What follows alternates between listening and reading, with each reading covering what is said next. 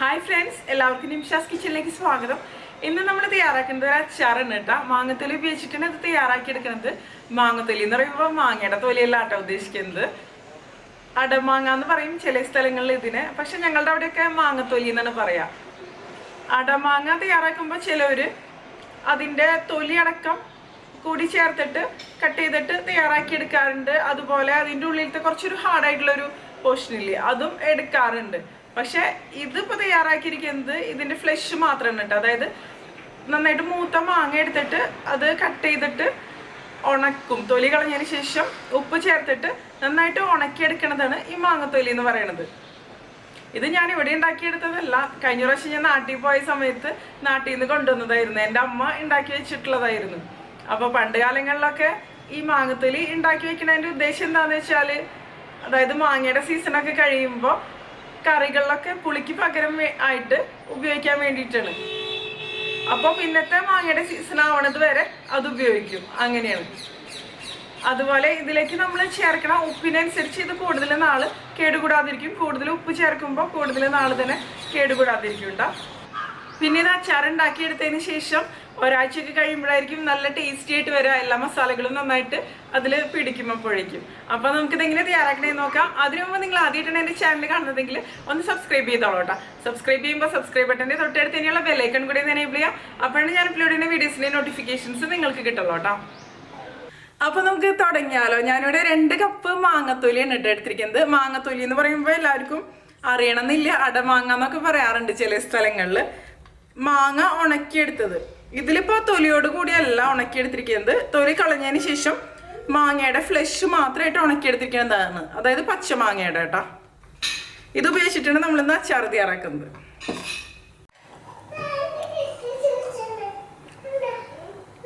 ഈ മാങ്ങത്തൊലി നമുക്ക് ഈ പാത്രത്തിലേക്ക് ഇട്ട് കൊടുക്കാം. ഇതിപ്പോൾ ഉപ്പിട്ടിട്ട് ഉണക്കിയെടുത്തതാണ് കേട്ടോ. അറിയാത്തവർക്ക് വേണ്ടിയിട്ടാണ് ഞാൻ പറയണത്. ഈ മാങ്ങ ഇപ്പോൾ നല്ല ഹാർഡായിട്ടല്ലേ ഇരിക്കണത്. ഇത് നമുക്കിനി ഒന്ന് സോഫ്റ്റ് ആക്കിയിട്ട് എടുക്കണം. അപ്പോൾ അതിന് വേണ്ടിയിട്ട് ഞാനിതിലേക്ക് നല്ല തിളച്ച വെള്ളമാണ് ഒഴിച്ചു കൊടുക്കുന്നത്. 1.5 കപ്പ് നല്ല തിളച്ച വെള്ളം ഞാൻ ഒഴിച്ചു കൊടുത്തിട്ടുണ്ട് കേട്ടോ. ഇനി ഇതൊരു അരമണിക്കൂർ ഇതുപോലെ ഇരിക്കട്ടെ. അപ്പോഴേക്കും ഇത് നന്നായിട്ട് തന്നെ ഒന്ന് സോഫ്റ്റ് ആയിട്ട് വന്നോളൂ. അടച്ചു വയ്ക്കാം. ഇപ്പോൾ കണ്ടില്ലേ, ഇത് സോഫ്റ്റ് ആയിട്ട് വന്നിട്ടുണ്ട്. ഈ ഒരു രീതിയിൽ ഒരുപാട് അങ്ങോട്ട് എന്താ പറയുക സോഫ്റ്റ് ആക്കി എടുക്കാൻ നിൽക്കണ്ട. പിന്നെ അത് അലിഞ്ഞു പോകും നമ്മൾ അച്ചാർ ഉണ്ടാക്കുമ്പോൾ. അപ്പോൾ ഈ ഒരു രീതിയിലൊക്കെ മതി കേട്ടോ. നമ്മൾ ഈ വെള്ളം കൂടി ഉപയോഗിക്കും അച്ചാർ തയ്യാറാക്കുമ്പോൾ.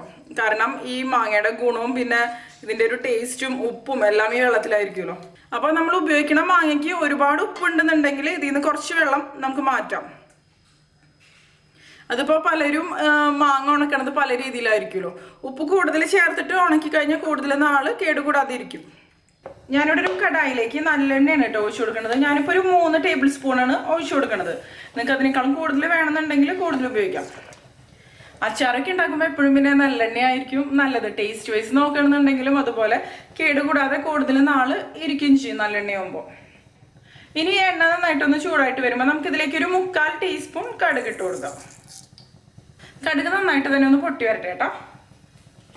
ഇപ്പോൾ കടുക് നന്നായിട്ട് തന്നെ പൊട്ടി വന്നിട്ടുണ്ട് കേട്ടോ. ഇനി നമുക്ക് ഇതിലേക്ക് ഒരു 1/4 കപ്പ് വെളുത്തുള്ളി ഇട്ട് കൊടുക്കാം. ഏകദേശം 1 പിടി.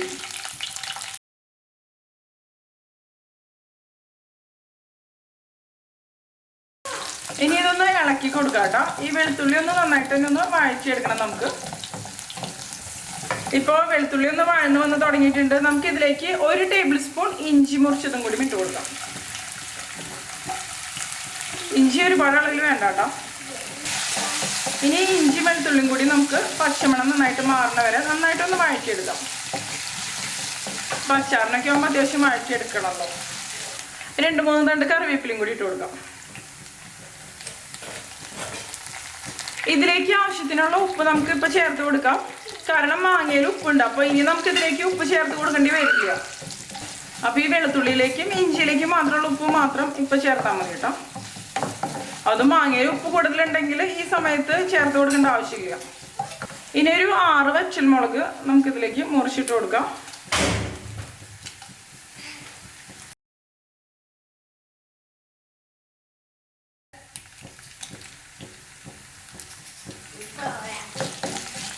നന്നായിട്ടൊന്ന് ഇളക്കി കൊടുക്കാം. വറ്റൽമുളകും മൂത്ത് വന്നിട്ടുണ്ട്. നമുക്കിനി ഇതിലേക്ക് പൊടികളൊക്കെ ചേർത്ത് കൊടുക്കാം. മുളക് പൊടി നമ്മുടെ എരിവിനനുസരിച്ച്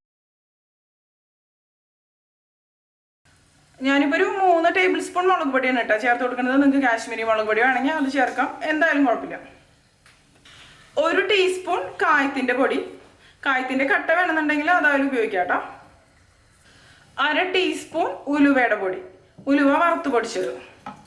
1/4 ടീസ്പൂൺ മഞ്ഞൾപ്പൊടി. ഇതിനെല്ലാം കൂടി നന്നായിട്ടൊന്ന് മിക്സ് ചെയ്ത് കൊടുക്കാം കേട്ടോ. ഈ പൊടികളുടെയൊക്കെ പച്ചമണം നന്നായിട്ടൊന്ന് മാറി വരണം. ഞാനിപ്പോൾ കാശ്മീരി മുളക് പൊടിയാണ് കേട്ടോ ചേർത്ത് കൊടുത്തിരിക്കുന്നത് ഇതിലേക്ക്. പക്ഷെ ഇതിൽ അത്യാവശ്യം എരിവുണ്ട്. ലോ ഫ്ലെയിമിൽ വെച്ചിട്ട് വഴറ്റിയെടുക്കാം കേട്ടോ, അല്ലെങ്കിൽ പെട്ടെന്ന് തന്നെ പൊടികളൊക്കെ കരിഞ്ഞു പോകും. ഇപ്പോൾ ഈ പൊടികളുടെയൊക്കെ പച്ചമണം നന്നായിട്ട് തന്നെ മാറി വന്നിട്ടുണ്ട്. ഇത് മതി കേട്ടോ. ഇനി നമുക്ക് ഇതിലേക്ക് ചേർത്ത് കൊടുക്കേണ്ടത് 2 ടേബിൾ സ്പൂൺ വിനാഗിരിയാണ് കേട്ടോ. മാങ്ങയ്ക്ക് അത്യാവശ്യം പുളി ഉണ്ടാവും, അപ്പോൾ അതിനനുസരിച്ച് ചേർത്ത് കൊടുക്കാം. നമ്മുടെ ടേസ്റ്റിനനുസരിച്ച് നോക്കിയിട്ട് ചേർക്കാം കേട്ടോ.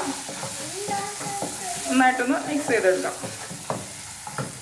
ഇതിലേക്ക് ഇനി കുതിർത്തി വെച്ച മാങ്ങ ഈ വെള്ളത്തോട് കൂടി തന്നെയാണ് ഞാൻ ഒഴിച്ചു കൊടുക്കുന്നത്. ഞാൻ നേരത്തെ പറഞ്ഞല്ലോ, ഉപ്പ് കൂടുതലുണ്ടെങ്കിൽ വെള്ളം മുഴുവൻ ചേർത്ത് കൊടുക്കേണ്ട ആവശ്യമില്ല. ഇതിലിപ്പോൾ അത്രയ്ക്ക് ഉപ്പ് തോന്നണില്ല, അത് കാരണം ഞാനിത് മുഴുവനായിട്ട് തന്നെ ചേർക്കുന്നുണ്ട്. നന്നായിട്ടൊന്ന് മിക്സ് ചെയ്ത് കൊടുക്കാം. ഇനി ഇത് നന്നായിട്ടൊന്ന് തിളച്ച് കുറുകി വരട്ടെ കേട്ടോ. ഇതിലേക്ക് ഇനിയിപ്പോൾ നമുക്ക് ഉപ്പ് ചേർത്ത് കൊടുക്കേണ്ട ആവശ്യമില്ല, കാരണം ഇത് ഉപ്പ് ചേർത്ത് ഉണക്കിയെടുത്ത കാരണം കേട്ടോ. ടേസ്റ്റ് ചെയ്ത് നോക്കാം, അതിനനുസരിച്ച് നമുക്ക് അഡ്ജസ്റ്റ് ചെയ്ത് കൊടുക്കാം. ഇപ്പം ഇത് തിളച്ച് വന്ന് തുടങ്ങിയിട്ടുണ്ട് കേട്ടോ. നിങ്ങൾക്ക് കുറച്ച് ഗ്രേവിയോട് കൂടി വേണമെന്നുണ്ടെങ്കിൽ അതിനനുസരിച്ച് ചൂടുവെള്ളം ഒഴിച്ചു കൊടുത്താൽ മതി. ഇനി നമുക്കിതിലേക്ക് ഒരു ചെറിയ കഷ്ണം ശർക്കരയാണ് കേട്ടോ ചേർത്ത് കൊടുക്കേണ്ടത്. വളരെ ചെറിയൊരു കഷ്ണം മതി. ഈ പുളിയും അതുപോലെ തന്നെ ഈ എരിവൊക്കെ ഒന്ന് ബാലൻസ് ചെയ്യാൻ വേണ്ടിയിട്ടാണ്. അത് നിങ്ങൾക്ക് താല്പര്യം ഉണ്ടെങ്കിൽ മാത്രം മതി കേട്ടോ. പക്ഷേ ശർക്കര ചേർത്ത് കൊടുക്കുമ്പോൾ നല്ലൊരു ടേസ്റ്റ് വരുന്നുണ്ടായിരുന്നു. നന്നായിട്ടൊന്ന് മിക്സ് ചെയ്ത് കൊടുക്കാം. ഇപ്പോൾ കണ്ടില്ലേ നമ്മുടെ അച്ചാർ റെഡി ആയിട്ട് വന്നിട്ടുണ്ട്. ഞാനിപ്പോൾ ഇത്ര ഗ്രേവിയോട് കൂടിയിട്ടാണ് കേട്ടോ എടുക്കണത്. ഇപ്പോൾ ഡ്രൈ ആയിട്ട് എടുക്കണമെന്നുണ്ടെങ്കിൽ അങ്ങനെ എടുക്കാം, എങ്ങനെയാണെന്ന് വെച്ചാൽ നമ്മുടെ ഇഷ്ടത്തിനനുസരിച്ച് എടുക്കാം. അപ്പോൾ നമ്മുടെ അടമാങ്ങച്ചാറ് റെഡി ആയിട്ടുണ്ട്. അപ്പോൾ എല്ലാവരും ട്രൈ ചെയ്ത് നോക്കിയിട്ട് നിങ്ങളുടെ എക്സ്പീരിയൻസ് ഷെയർ ചെയ്തോളൂ കേട്ടോ.